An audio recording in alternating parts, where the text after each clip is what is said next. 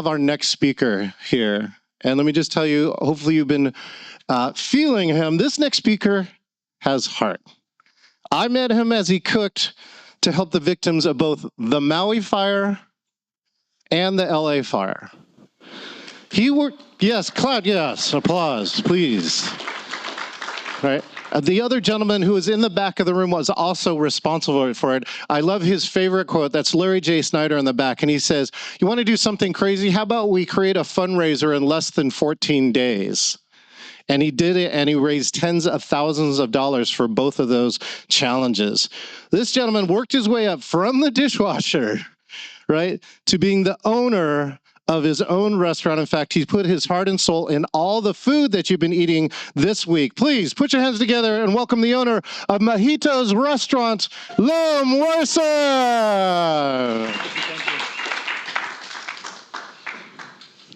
Thank you for having me. My name is Luam Wersom. Originally, I was born in Ethiopia. My family is from Eritrea. This is probably one of the hardest things I do in my lifetime is speak like this. It's not my cup of tea, you know. Food insecurity for me has been my pretty much my whole life. My family, when we were a refugee in Greece for 4.5 years, and as a kid, one of my responsibilities, family of 6, was to leave the house and go find the food, you know. And so I used to go to different churches and collect food. You know, can't come home without food. So that was my job when I was 7 years old. And so for me, I doing my weekly meals for the University Food Bank or Mercy Housing, King County Housing Authority. It's not just doing charity. I call it helping our neighbors, because I was growing up. I was a lot of people are too proud to ask for handouts, but if you put a piece of pizza on the table, I'll pick it up and eat it. So, you know, with the help of Blair Thompson, you know, as a mentor of mine, I could go ahead on and on about him, but I've been doing this for so long. It was just natural to start a Mojito Community Foundation, just so that way we could help in a consistent way, and also target places where not only food could be delivered, but delivered safely, and also make sure that it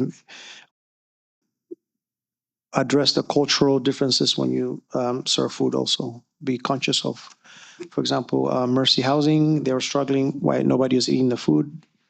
You know, it has to be labeled halal, you know, if not culturally they won't eat it. So, you know, we're constantly adjusting and growing. As we speak right now, Mojito Community Foundation is building a walk-in cooler, walk-in freezer in the back of the restaurant. So instead of 400 or 500 meals a week we providing for University Food Bank, we are trying to crank it up to 2,000 meals on a weekly basis for the University Food Bank. Not only University Food Bank, but also North Seattle College receives a lot of food trucks, and they receive food for students that are going hungry and studying also. Mojito Community Foundation, it's something very important to me, because I'm a product of King County Housing Authority. I'm a product of SYEP, Summer Youth Employment Program. I did that throughout my high school. And so it gave me a chance to be who I am today. And sometimes it's mind-boggling for me, because I've always been a C and a D student.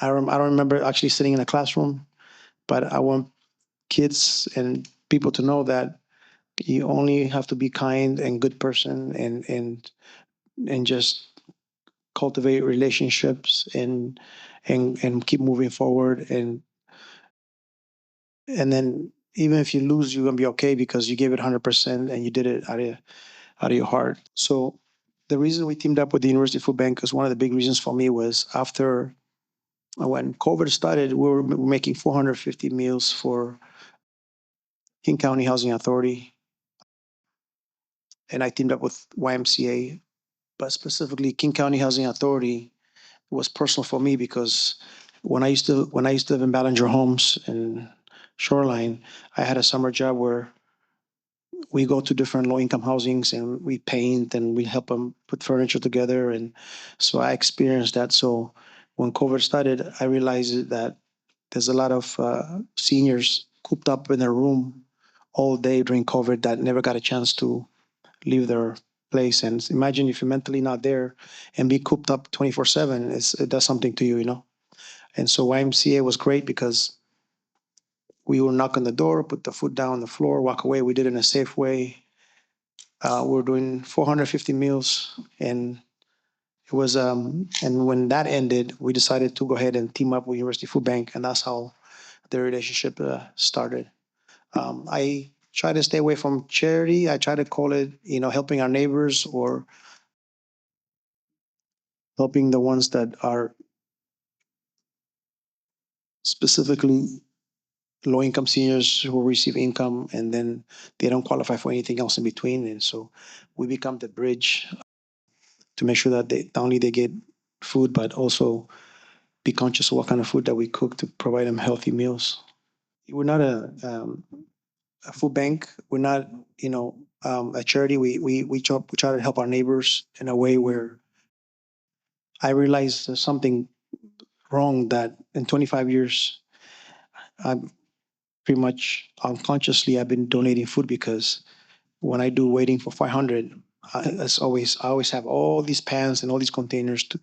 I'm not even thinking about the waiting halfway because I'm trying to rescue the food. So at the end of the day, I take the food either to St. James Cathedral. They have a housing right across the street, or I always try to make sure that instead of thinking what kind of money I made that day, but I try to see how much food I rescued and to make sure that, and not only that you rescue food and you give food, but I tell my staff one of the biggest lessons you learn is sometimes they might take the food and throw it in your face, and um, to give food with not only with dignity, but to create an environment that it's fun. We do it in a consistent. It's like we don't even think about it. When we make 600 meals a week, it's just part of my shopping for the week, and it just goes on and on. And I take care of stuff that I don't like to see. It's when you're serving somebody food, the last thing I want to see is three security guards on the door. That's not inviting. That's not welcoming. So we try to make sure that we make it an environment that not only that they have access for food, but access to a prepaid phone or PO box. So if somebody like Larry, you remember Shane, somebody who needs a job, they need a hip replacement. The doctor doesn't want to do it. They need a place to stay for 3 months. The job is waiting. There's no address. So we get them a place to stay for 2, 3 months. We get them a prepaid phone, and then boom, there's a job, and that person thrives. But most importantly for me is to follow through and keep an eye on those folks that actually need. We talk a lot about housing, but there's also a big mental thing that is an issue because I have found so many beautiful homes for people. Hey, listen, man, I'm not moving to that house without my dog. It took me 6 months to find you a place. You talk about a dog, right? But for him, the dog's been with him in the street for 2 years. So how do you find a place for somebody to move in with their dog? And Hey, Loom, there's a question online. Marilyn asks, what about people who won't get food stamps or WIC or WIC on starting November 1st? Are you able to help those people? We definitely trying to crank up our meals to 2,000 meals a week. We're working with Cedar Grove. We're working with a lot of places where instead of turning the food to compost, trying to give a chance for that food to go places that doesn't get waste. But it's going to be definitely challenging for everybody.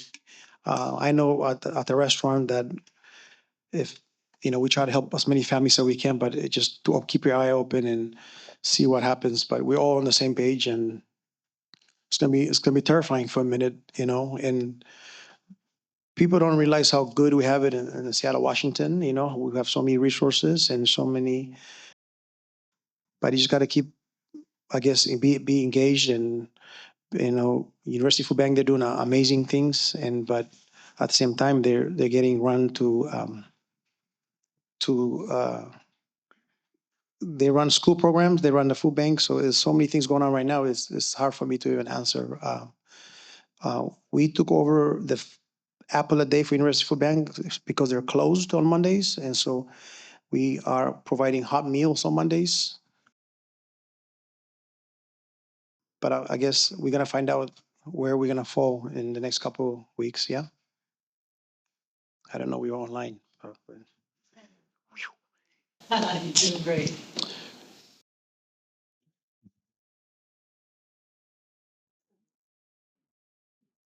And for me, food is not just food. It's something, you know, if something happens to somebody when you serve somebody a warm meal, I don't think it helps somebody when you give them a whole turkey when they're in the sidewalk. I feel like when I was in Europe, a refugee, that there were a lot of places that were giving hot meals because you have no place to go sometimes. You're out there. So, and also to be conscious of the pantries too. There's a lot of people who cannot leave to go to the food bank or have access to a food bank. So to make it available to everybody and not, and since we're having all these SNAP and all these other things are disappearing, to make sure and kind of zoom in and pay attention to who truly needs the food and kind of phase out.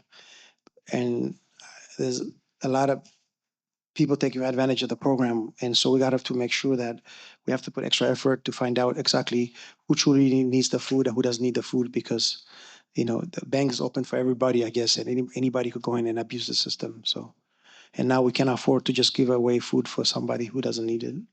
One of the reasons that it's hard for me sometimes to explain is that I've been doing this for 25 years, and it's like, it's not only that I'm doing it, it's just that the people behind me who supported me. I have mentors. I have people like Larry, just out of the blue at 10 o'clock at night, you might get a text from him. And so there's people behind me that allow me to do what I do, and there's a lot of people out there who are willing to help others that are doing the work. And so to me, it's not only a privilege and honor that I get to do what I do, but there also, I have mentors and people who put me in the stage to allow me to keep doing what I'm doing. Because to be honest with you, I was lost when I was young, and this is a purpose for me to allow me to go ahead and give back, into the most fulfilling thing you ever feel. But I just feel like these programs, with the situation we're going right now, I think is going to make us at the end, it's going to make us stronger. It's going to make people conscious. And so, I mean, I deal with customers that we had shrimp last night. Let's do chicken today, and that's their stress. So I feel like it's a learning time for us. Not only that our neighbors need our help, but we're not untouchable. And that's why I do what I do in a daily basis, is because I had the opportunity through King County Housing Authority and SYEP, Summer Youth Employment Program. And so the system works, the program works, and I am the evidence of it. And that's why it's hard for me not to just go ahead and walk away and pretend like I made it, the American dream. Here I am, and that's not what it is. It's food is a dignity, is a pride. It starts off food. I mean, the Safeway I work in, it looks like an airport. They have security in the door, so that should tell you right there how tough it is. People out there taking food. Loom, you're an expert in creating community. Do you mind if I just come up? I'm going to ask you a couple questions. Is that all right? Please save me. One of the things, one of the things that, if you've ever been in Loom's restaurant, that's one of the things I think that you love, is that the joy of creating space. where we share food, right? And over food, we share relationships and connections and other types of things like that.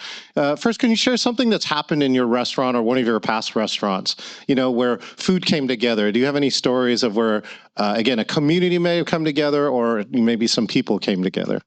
It's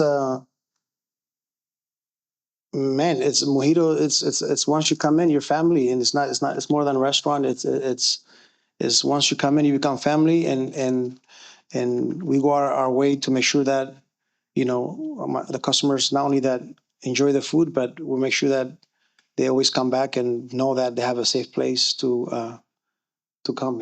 And Yeah, when you start too, or talk about this. Well, I actually want to go further back. You have embodied and told me multiple times, right, that food is it's. I love what you say when you say food is dignity, right? Some of us just say, well, food is calories and food is whatever, but you say food is dignity. What's your earliest memory of that? And here, you know what? I'll take this so that you can my earliest share your story. memory is me doing 2-hour bus ride, to local churches when I was in Greece. Greece. Yeah, my family were refugee there for 4.5 years. Wow. And so, to know that, like, school used to be every other week, so we just go look for food and make sure that. And I remember it was one of those luggages with wheels on it, and sometimes stuff will spill, leak, and just to make sure to come home with meal home, and there's no such thing like, oh, there's nothing there, or it might take me 2 hours, it might take me 8 hours, but it was like, can't go home without the food, and so to me, it's when I deliver the food and I'm watching people eat the food, and they could be on drugs, they could be mental, they could be all kinds of different stages, but everybody has a belly and everybody needs to eat, and when somebody goes hungry, they do desperate things. And then when you're hungry on drugs, you're going to do worse things. And so food is, it's everybody should go get a food with a pride, I have a neighbor. He inherited a beautiful house, and he's a tech guy, hasn't worked in 9 months. So when he goes for assistant, he doesn't qualify for anything. So what does he do? He goes to University Food Bank. He lines up like everybody else to get food, and it's a natural process of getting food, and there's no questions asked. It's a very beautiful thing to see. Now, did you start cooking at a young age? I always start cooking Yeah. at a young age. When I was 13, pretty much. I used to drive ball players to homes after parties, right? Baseball? Baseball players. Yeah. When I was in 7th grade, I used to drive a Lincoln Town Car. Big old Lincoln Town Car. Used to be right outside Rock Salt. They used to go to Lot 247. Here in Seattle. Here in Seattle. Here in Seattle, Rock Salt, down on Union, okay? And so that was my first job, that lasted a couple of years. You have to get your license. This was middle school, And then, but beside that, I just felt like, always inviting people in your house and to see barbecue. And we barbecued 7 days a week. It wasn't, Hey, it's not a dinner. It's a lifestyle at that point. Barbecue lifestyle. And then after that, I remember we used to go to the YMCA and we used to go to Boston Market. I remember Boston Market used to throw away all their food left over. So we used to save all that food and take it home. And so to this day, I remember Boston Market because they used to throw, wow. I don't know if you guys remember Boston Market. Oh, yeah. Or there was ham and all the turkey, whatever. Yeah, Boston Market. If it doesn't sell, they just dump it. No questions asked, Wow. So food to me is and same thing with when I used to live in Ballinger Homes, there was always a room with like apples and grapes and cakes, and same thing with the low income seniors. There was, they were just stuck in the room for days, because nobody will deliver food to them.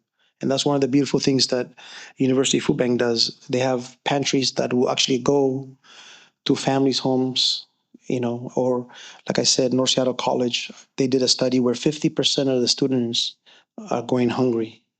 50%? 50% of the students are going hungry. Wow. And so we were, me and Blair, we went to see how we could get their kitchen going. And so we're trying to get South Central to use their kitchen and then it became this whole thing. But once you look into it, I found out through a student that was receiving my food from University Food Bank at North Seattle College in their pantries. So it touches everybody, you know. Speaking of touch everybody, right? I'm going to ask some of you, and some of you on virtual here too, if you chat some questions. I'm going to take questions in a little bit. So if you want to think of a question or you want to make sure and get a mic, I'm going to see if you want to ask Luam some questions. But I do have a few more that I'd like to ask you. You know, one is Latin American food, right? Your food is distinctly Latin American. Where did that come from in your history? You know, when Mojito started, I was working for this guy that used to own Frankfurters back in the day. Frankfurter, the restaurant, like hot dog restaurant? Yeah. Kielbasa, cheese dog, you know? Oh, I did eat that. We had one in Stockton, California. And so when Mojito opened, well, before Mojito opened, during the construction, I was helping out with the construction side of it. And when Mojito opened, I got a dishwashing job available. That's the dishwashing started? That's how the dishwashing started. And so back then, we didn't have a dishwasher. It was everything by hand, you know? And then Mojito Downtown opened, Mojito University opened. So as a partnership grew and separated, I got opportunity to either management, ownership. So I took ownership. Right. And then after that, throughout the years, I had to get rid of 3 different partners. You bought them all out, right? What was that like the day? I don't know. Did you write a check? What would you do? I morally inherit a lot of taxes. So they walk away. I get to. Oh, so you literally paid the debt. Paid the debt, you know, and so going forward, the building that's Mojito now, I literally borrowed money from 7 different mentors to buy the building. 7 mentors? 7 mentors. Wow. And so when we build it, now we only build the restaurant, but we build a whole production kitchen that will maintain my food for the University Food Bank, but also enough room to build in the future a walk-in cooler, walk-in freezer in the back. So we're going to take over University Food Bank's lunch program for 16 different schools. Wow. So that way University Food Bank could go back and functioning as a food bank. Yeah. And we give them their space back and their walk-in cooler, walk-in freezer back. So and they get fresh meals. They get fresh meals, and then they get lunch program for kids too. Wow. Give them a round of applause for that. That's amazing, amazing work. So I've heard stories like I've read like Chicken Soup for the Soul, right? Had a book and it had this Asian couple and they had a donut shop and they made donuts, right? And they slept in the shop because they were trying to pay back the loan to pay the donut shop. And then after they paid off the loan, they decided to sleep in the shop for 3 more years to save up enough money so they could buy a house. So they spent like 6 or more years sleeping and eating inside of their donut shop. I'm just curious if you've got some kind of Mojito's restaurant story kind of like that. Man. I knew I was a little bit crazy when I was an hour and a half late to my wedding, you know. You were an hour and a half late to your wedding? And then I had like 300 people calling me, and here I am at Safeco Field. So wait, let me just help you out. We're speakers here too, right? I wanted like he's about 3 minutes to go on. I'm like, where's Luam? But at least you weren't an hour and a half late here. This is progress. For the last 15 years, before game, after game, I make all the meals for the Mariners, for the visiting team. Because they love, right? Especially the Latin American players, love your food. So no show means the contract is over. So when 300 people were calling me, I'm at Safeco Field parking lot with a towel on the floor, and I was changing, heading to my wedding. You know? Lindsay, right? Oh, she put up with me, man. Okay, how'd you meet Lindsay? So Lindsay's his amazing wife, right? And we've had a chance to coordinate her for this event. How'd you meet Lindsay? When I was working Mojito, she owned a catering restaurant across the street where we do our Thanksgivings, you know. She was in the food business too? And she went to culinary school. She's actually the one. Me, I'm just cooking, you know. And so one morning I offered her for coffee, and man, she sent me to hell, you know. And that's our first introduction. That was your first introduction? I was like, would you like coffee? She goes, I'm going to work. Okay, that was it. And then through time, we started going out, and here I am. You know, we've been together 13 years. What do you most appreciate her? Because she's in the business with you, right? You know, she helps me understand there's more life than a restaurant. Oh. You know, if you grew up here, if your parents take you fishing, camping, hiking. If you don't know those things, you don't know those things, And I run 7 days a week, so to me, she helps me. Now we work together. I learned a lot. I didn't know I was a control freak. I didn't know I was. You're a chef. So anything I have to say to her, I tell my manager. He tells her. It doesn't come from me. Smart people, smart. That's smart. So there's no freedom of speech in my house. So. Well, I want to talk about, I actually want to talk about two more things. Number one is like, again, you got a heart of gold. Talk about, especially if you have the origins. I do not know the origin stories of your Thanksgiving dinner, but you and Larry and Amir do something extraordinary every Thanksgiving. How did that come about? It's to me personally was it's something needed to happen. There's people, I know we like to celebrate Christmas, Thanksgiving, and birthdays, but there's a lot of people out there who are completely lonely. And so we started with 10 turkeys, 15 turkeys, 20 turkeys, and now we're up to 40 turkeys. And this is our 15th year, Larry. It's our 15th year. 15th year. 1-5, yeah. So it's when you have somebody like Larry, man, do stuff 24/7, and it motivates me to go ahead and keep doing what I'm doing because Larry's he's an example. He's an example. He's a mentor. He's a brother to me. Yes. When he calls me, Loom, there's a conversation I think they're like 2 minutes at the most. No, he just tells me show up with the food and then hangs up, right? And hangs up, So, but I feel like Thanksgiving it's a lot of my customers, they show up. We shred the turkeys.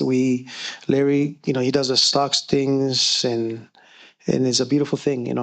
So again, they go to Mojito's kitchen and they cook all day long, and then they bring it. So Amir owns X Stadium Club, and if you don't know what X Stadium Club is here in Seattle, it's usually where all the sports players have bottle service, right, in a wild night of partying. But that night, day in Thanksgiving, Amir opens his place up, and they serve Thanksgiving dinner to anybody in downtown Seattle who wants it. And it's a really amazing project. And if you are local here in Seattle, you can come join, right? On Thanksgiving, you could come by and hang out with Luam. Again, Donna and I are highly think we were going to be here this year. And so you can cook and prepare and then sometimes come out and serve. And I could say in the serving too, I've been involved in something called the Basket Brigade. We deliver baskets of food to people on Thanksgiving. So food has been important to me too in my life. And one of the things in it, we call it the gateway drug for giving. Because if you have that experience of giving a basket to somebody, and again, you tell them you can't give it back to you. You say, hey, look, I'm just the delivery person, all right? So you give the basket, you have an experience of being grateful and doing something that's tangible. It's very different than writing a check, right? And so it's not just about cooking. It's just that I try to remind my volunteers is, when you see lonely people eating by themselves, just grab a coffee and sit down and break bread with them and you meet a guy who's 15 years has been locked up, and so this is his first Thanksgiving. Yeah, so you've done that. You've talked to these people on the line, right? It's one decision will change your life. And I see a lot of my friends that they took the wrong route, and I could tell you experience that it takes one decision that you don't think it is, and for me it's the restaurant business and the charity and Mojito Community Foundation. Pretty much saved my life. And Yeah. my dad, after high school, he was like, "Hey, what do you guys want to do?" So I say, I work in the restaurant business. And he asked my brothers, "What are you guys gonna do?" I don't know. He grabbed them and he signed them up. They both became a Marines, and they did 4-2 each. And so he don't believe in wasting time and causing havoc and all that, because I feel like at the end of the day, we are truly out there to help somebody and give somebody, and they're doing this documentary thing about my life. Yeah. And one of the things I had to do is that you have to be very vulnerable for documentary to work. And I found my teacher in DC, and the first thing he said was, "Did you know how many times your mom came to school crying?" So, I don't know. You made your mom cry? And it was just, like, just be a good person, man. And if you don't like something or you don't like a job, just put on your 2-week notice and just, be humble, be gracious. And to me, I've been doing this for so long that I tell my employees, like, I can't even drive and honk my car because everybody know me one way or another. And so there's what you say, what you do has to match. Sooner or later, people will know who you are. So. Cool. This will be my last question before we open it up. Talk about this foundation, right? It says to transform food security into food dignity. Why did you create this foundation and what do you hope it achieves? It made sense for the restaurant to be doing this to start with. I've been doing it for so long. And just to make sure that I always wanted to be part of my business platform. It's something that having bigger and bigger issues as we go. And it takes not only our neighbors and our community, we need to step up and do our little part. And I don't want to be associated with pointing fingers. I don't watch TV. I don't get involved with all these things everybody else is doing. So I just try to focus into something that I've experienced growing up, not because I watched or read a book about it. It's just I personally seen it with my own two eyes to see that food with dignity and with respect is a very powerful thing. Excellent. Thank you so much. Give one more round of applause for Luam. Thank you. And so stick around here. We got a few more minutes here. Joe, let me know if there's anyone on virtual who has a question. And if not, is there a mic roaming around here in person? Oh, we have a question right here. I'll take middle center, and then we'll take Larry right after that. Right there. Go ahead and take the mic. Make sure it's on. There we go. You have a slide with an easy way to contribute to your foundation. Oh, You should be, if you go under Mojito Community Foundation, you should see something on there. I'll check the slides. Ta-da! There we go. Right, mojitofoundation.org, I believe. Is that correct? Good. Excellent. Let's see. Does Larry have a mic in the back? He's coming around the corner. Larry, too, by the way, his nickname is the Hope Dealer, if I didn't say that. Thank you. Hope Dealer. Go ahead, Larry. Can you just tell us a little bit, Luam, about your relationship with a couple of really important athletes that allow your work to grow, and why it's important for you to continue to maintain the relationship with Amir and his, again, the relationship that you have in the sports community? What do they do that adds such value to the whole food security thing? Cool. They show up and they give us a moral support.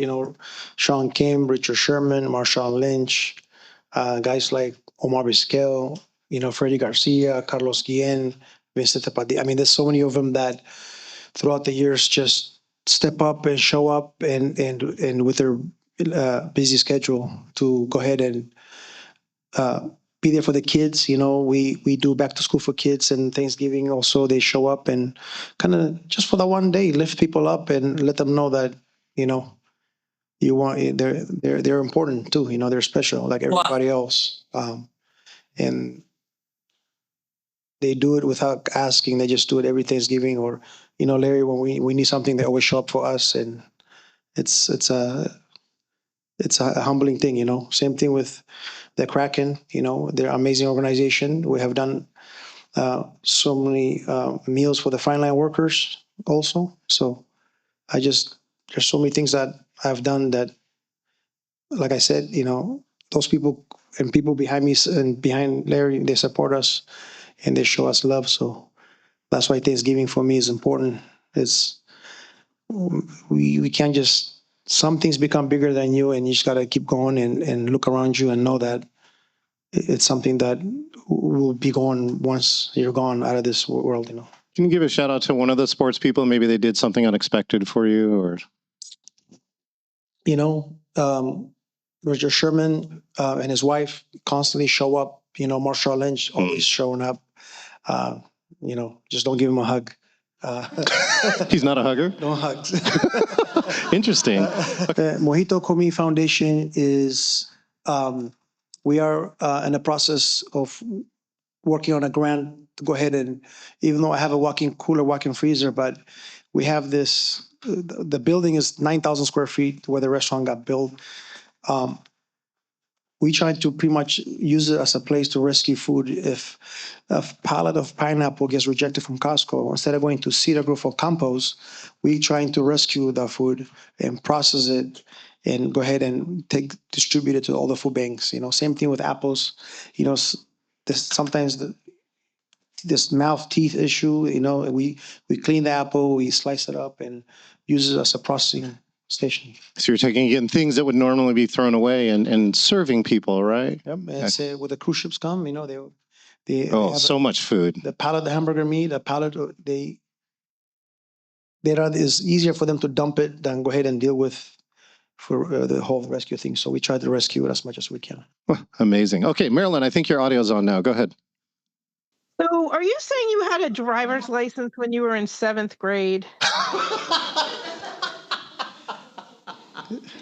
Yeah, it was something like that.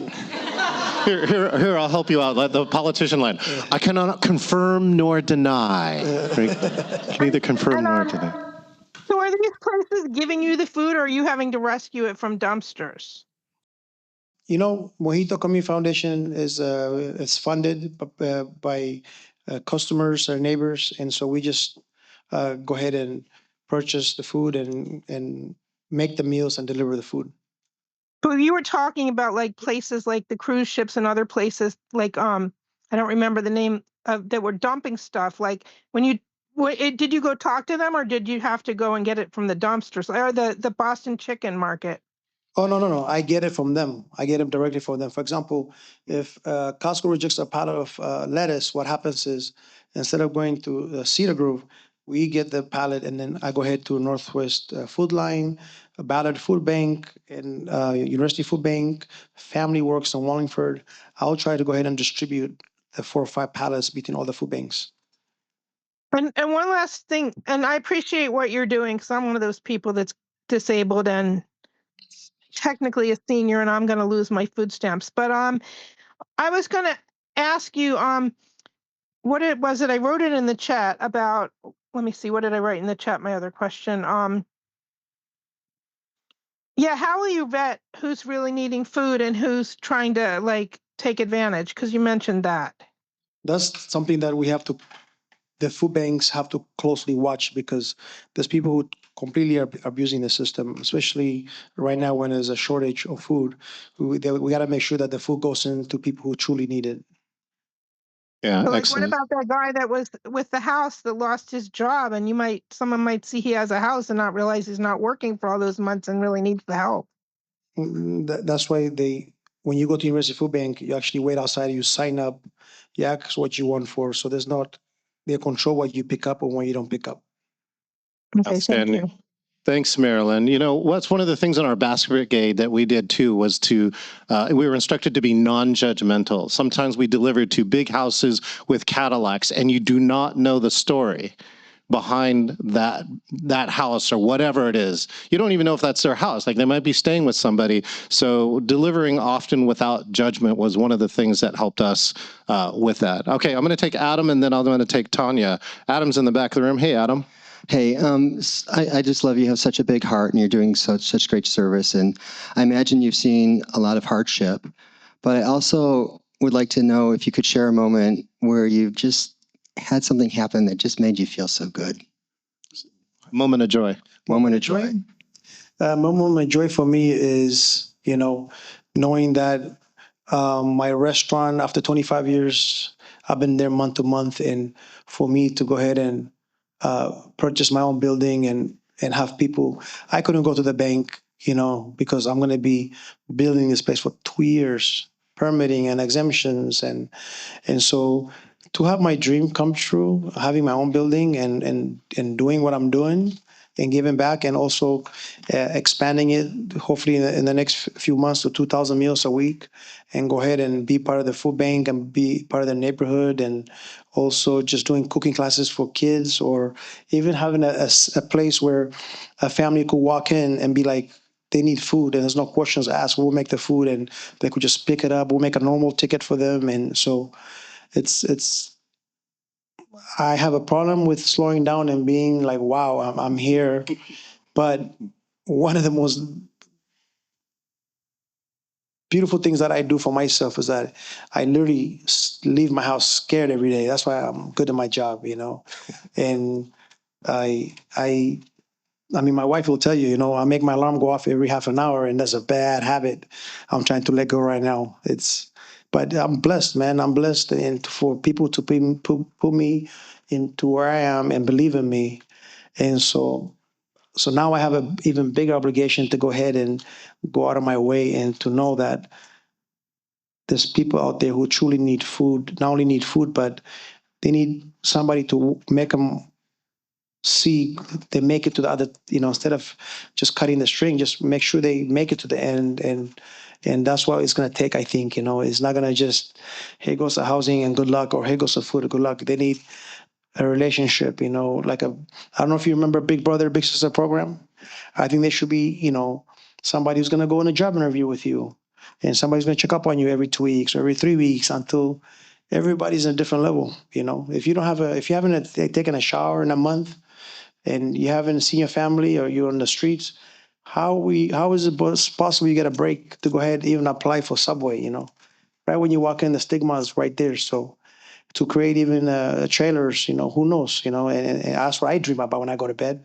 Build the 18-wheeler, make it 2 showers, you know, and so people could take a shower and they feel good, you know, they get a haircut, and you know, I feel, to me, it's going to take a teamwork to make this.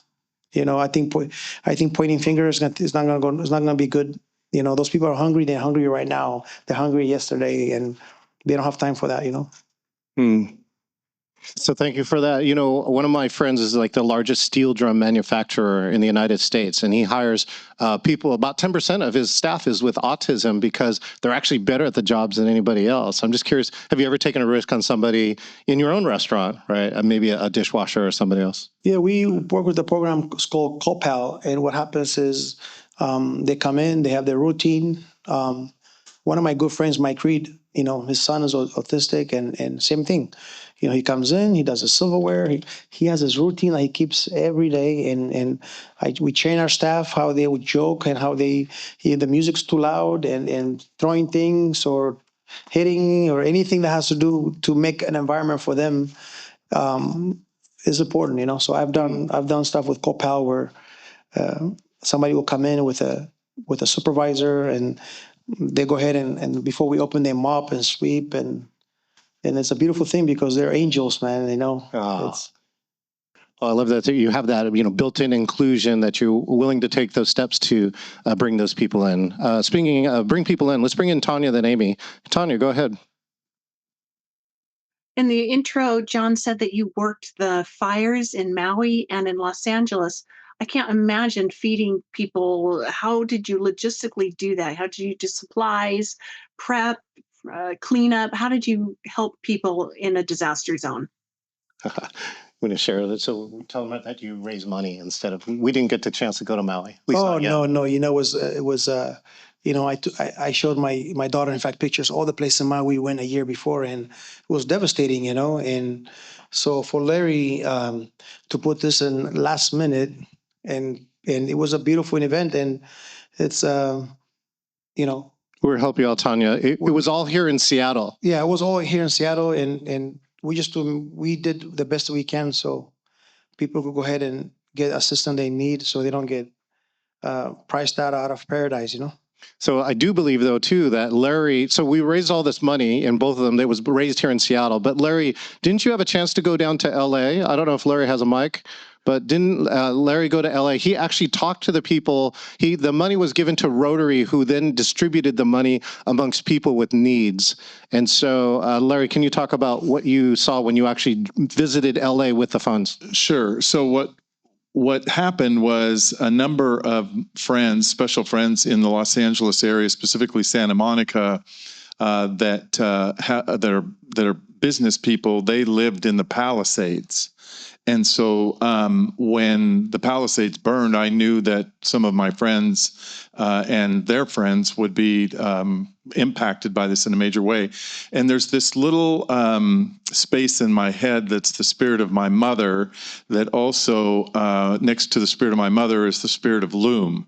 So Luam and my mom are deeply connected, because when I can't say no to something because it won't leave my mind, I know my first call is going to need to be Luam, because if we're going to do these disaster relief events, and we've done a number of them together, I'm going to need Luam, and Luam and I are going to need Amir.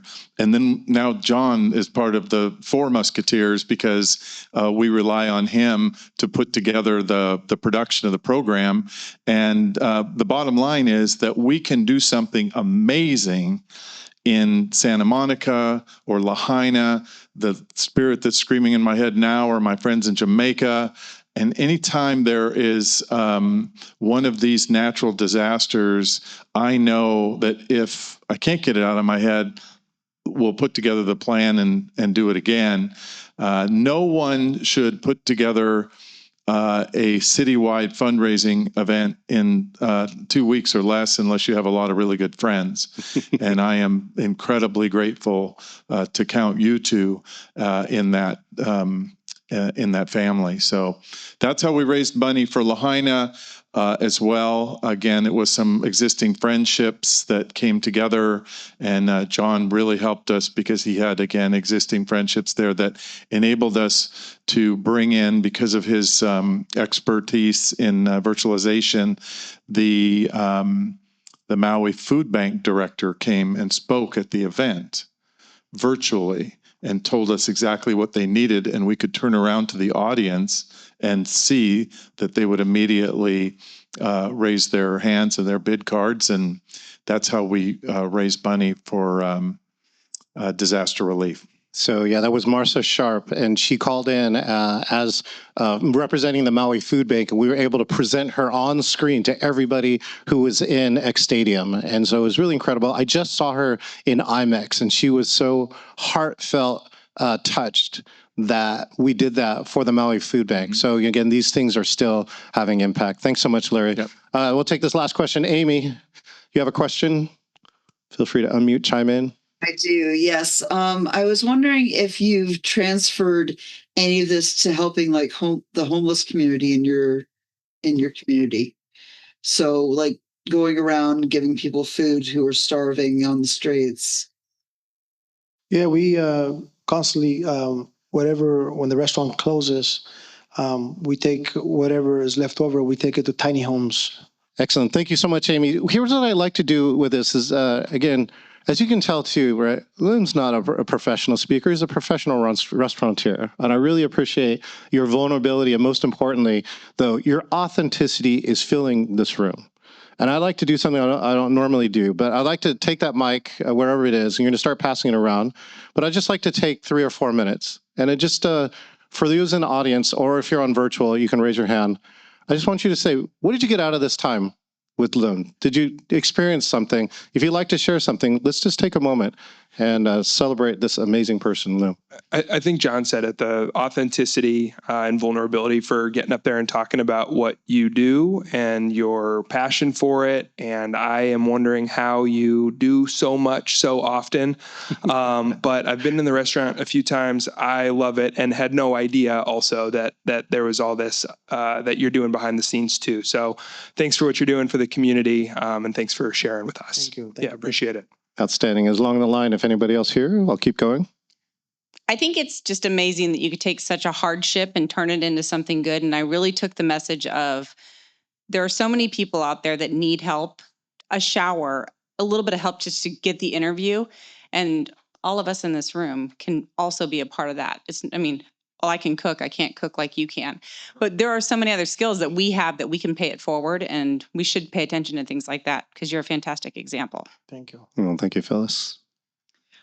I would say that listening to you has made it more personal, because for me, I'll read about it. You know, I don't experience a lot of this in my town or my community, and I'll read about things and say, "Oh, that's too bad," and think about them. And But this made it really personal. And again, it made me also think of, well, what can I be doing? Because if you can do all of this, certainly I can do more. And I have a good friend, one of my closest friends, has something called PNW Plateful up in Bellingham, and it's a nonprofit that gives hot dinners, hot meals to the people who need it. And she just asked me to get more involved in that. So this was perfect timing for me. Thank you. Thank you.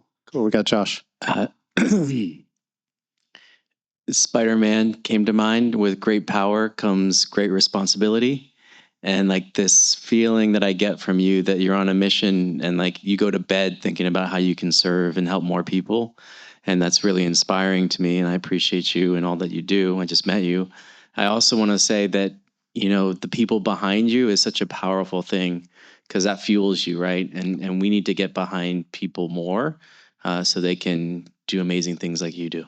Thank you, brother. And Josh, talk about team building. You ever want to see his kitchen? There's so many people, right, supporting the Mojito's mission. Let's go to David. David online. Hi, David. Yeah, thank you. You know, weakness or meekness is not weakness. It's tempered strength. And you have that in spades, my friend. And I think what that does as you're speaking, it takes those that do have like that even more emboldened aspect to be even more emboldened in their own lives in a way that, you know, may come off more, you know, seeming more powerful, but you are the catalyst to their strength. So thank you. Thank you, sir. Thank you, David. Okay, Amy. I really love this concept of food dignity, of helping people to, well, feel good about themselves, even though they're maybe not in a great position right now. And it just shows this strength of character that you have that is just amazing. Thank you. Thank you, Amy. I think we have over here, Josh, the other Josh. Yeah, I just wanted to say I think what you're doing is really incredible, and I love the future you have, being able to get people in the shower and get them cleaned up if they need to do something in the future. You know, I think that's an amazing feat and an amazing goal to have, and I think if anyone, you can make that happen. So thank you so much for inspiring me to continue doing stuff like this as well. So thank you. Thank you, brother. Thank you, Josh. Benny? Well, Luam, everybody said you're inspiring, but you're inspiring in a way that is so humble. What you do every single day is mind-boggling, right? And you make it happen, and connecting all these dots, like, you know, Boston Kitchen, and then the cruise ship, and then Costco. I mean, that's, you know, it's a genius move. And you can put all this together just because you believe in that dream, that you want to make a difference. So that is super inspiring. And I will sign up if you still need people to cook for Thanksgiving. Yeah, for sure. For sure. Thank you, Benny. I just wanted to say that the requests for money are overwhelming. I get so much mail asking me to contribute to this, that, and the other thing, and I don't know which ones to do. You know, so it's wonderful to hear how much work and everything you've put into this, and to give me a choice that I can get behind without worrying about, you know, who should I give to? Thank you for that. Thank you. Thanks. You're a brilliant problem solver. You're enormously humble and incredibly generous. Thank you. Thank you. Thank you for that. I think for us, very independent Americans, you're also a great example of a community. You have such a great support system, but you couldn't do this by yourself. You have attracted all of these people to your life who now feel the same passion as you.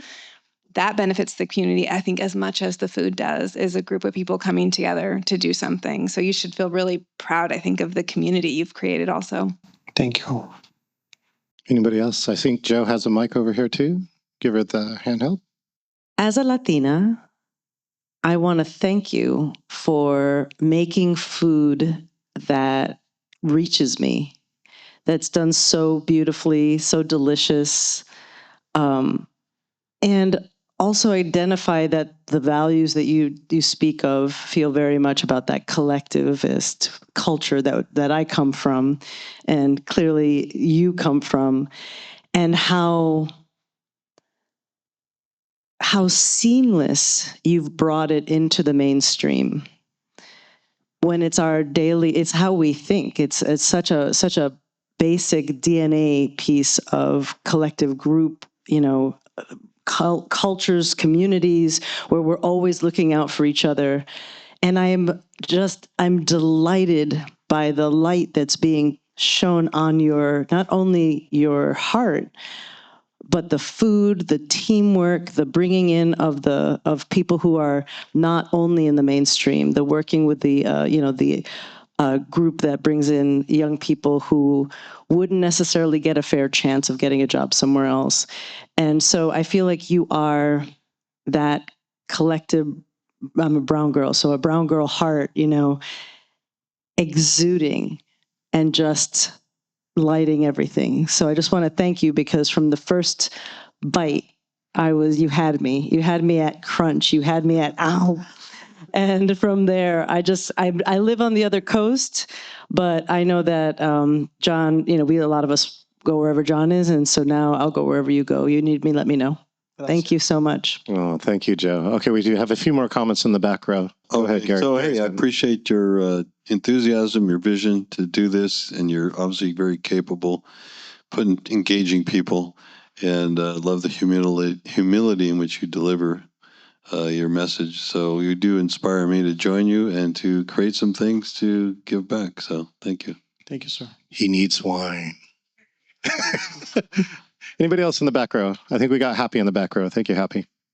I think a lot of us are from the speaker space, and we're infamous for shouting it out loud and voice modulation and creating a story of 1 and making it a 10. And then there are people like you who are not speaking, but doing it every day without trying to get seen, without trying to, be the limelight. And on the other end, it's so crazy to think that on one side of the world, we're talking about all of these big things, AI and ABC and sending humans to Mars again. And on the other side, people can't eat food. They don't have food, and it's the same literal universe that we exist in. So thank you so much for the work that you do. And all of us are super inspired. You deserve so much glory. And thank you so much for doing the work that you do. We genuinely are grateful just observing what you're doing and in utter admiration. Thank you so much. Yeah. Thank you. Yeah, thank you, Happy. One thing I just want to share too that I learned through National Speakers Association last year was goosebumps don't lie. And Happy, I'm just telling you, I experienced it here, right? He's not speaking, he's doing. And what I want to share too is, right, this is why I bring this collection of speakers. While you all think it might be one thing to engage people, like I'm the first to use some crafty technical trick, right? Loom is displaying one of the most powerful forms of engagement. This is why we tell speakers all the time, the one thing you as speakers can work on all the time is your authenticity. And that's what Loom does up here. He is not bullshitting anybody up here. This is Loom's life. This is how you got here. This is where you want to go. And all I can tell you, Loom, is, well, I'd experienced it. I believe you. I know that. And I'm willing to help you go forward. And that's what great influencers and leaders do. So I think, is there one more comment in the back? Yeah. So I would just pick up on the dignity part again, because you're doing 2 really great services for this population. You are feeding them, but you're also working with this population that society looks down on. And you're providing them food, but you're also saying, hey, you're important. I see you. I believe in you. And that dignity is so important. And thank you for doing that. Outstanding. Thank you, Adam. And now we got Larry. Yes, thank you. I can promise you the best Thanksgiving that you have ever had 1 month from today. Actually, 1 month from yesterday. And here's what I'm asking you. If you feel called to do this, you're going to have to get up early. We start cooking, we start gathering at about 6 o'clock in the morning. They cook a little bit earlier because we have to cook 40 turkeys. But 40 turkeys means probably 25 people to pull it apart and get it packed. And then we put it in these hot boxes and take it down to X Stadium. But we also cook the appropriate amount of beans, gravy, mashed potatoes, and we do it together. And you can have zero restaurant experience because you've got 4 chefs telling you what to do.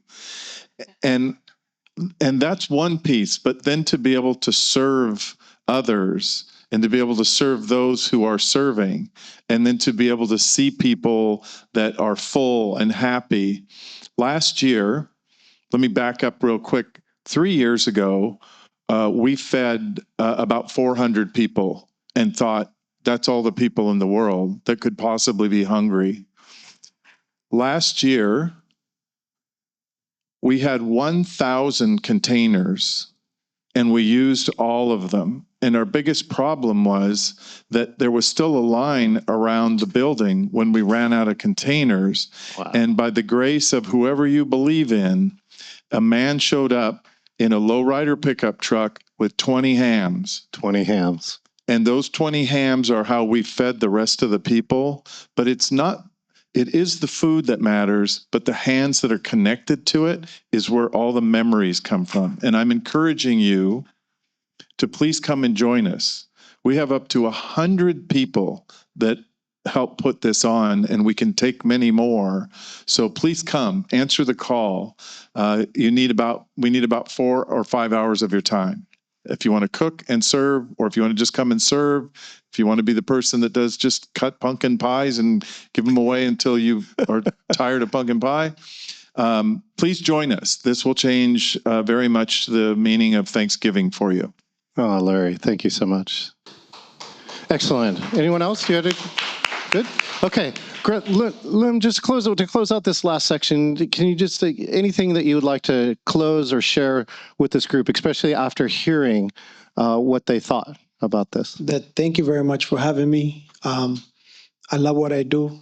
I don't get up the next day, think what I did yesterday. And I just feel like, if you don't know how to cook, no problem, but just have fun. And if you know somebody next door or lady who can't cut the grass, and I promise you, you're going to feel good. So thank you for having me, Larry.